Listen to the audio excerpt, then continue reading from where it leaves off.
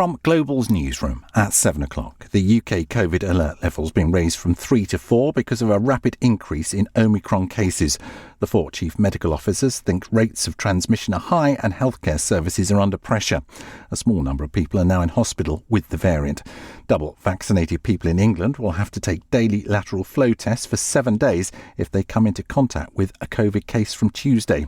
Chris Hopson, the chief executive of NHS providers, says services are already beyond full stretch. The NHS is busier at this time of year than it's ever been, and that's before we hit winter and before we hit what might be an Omicron peak. So it's concerning, but we're going absolutely flat out to provide the best quality care as you would expect the NHS to do. Boris Johnson's due to give an update on the booster programme in an hour's time.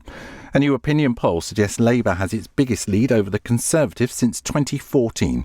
According to the Opinion survey in today's Observer, Labour support is at 41%, with the Tories at 32%.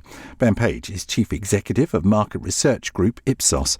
He told Swarbrick on Sunday on LBC that Boris Johnson defended his advisor Dominic Cummings when he broke lockdown regulations last year, and such things damage public trust. He defended Dominic Cummings at the time, and that was the most commonly cited reason during 2020 for ignoring government restrictions. And so again, showing that all the time most people were incredibly disciplined, Number 10 wasn't and seemed to be joking about it. As you know, most people don't trust politicians, but in the end it becomes corrosive. It all builds up. An 11-year-old girl has died after a number of chemicals were found at a block of flats in London.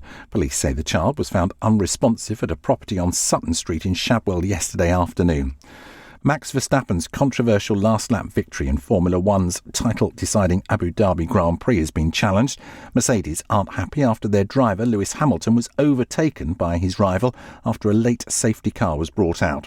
Former McLaren engineer Mark Priestley says the protest over the procedures followed could alter the outcome of the race. There is a chance this result may not be final at this point. It's a provisional classification. We must remember that. An official complaint or protest has gone in from Mercedes, and it will be around that the rules weren't specifically followed. And the weather, light rain on high ground tonight, breezy over England and Wales, increasingly windy in Scotland and Northern Ireland, and a low of 4. Very windy in the north tomorrow, otherwise winds will ease with blustery showers in Wales and Western England. They will move into the Midlands later on, a high of 13. From Global's newsroom, I'm Tim Humphrey.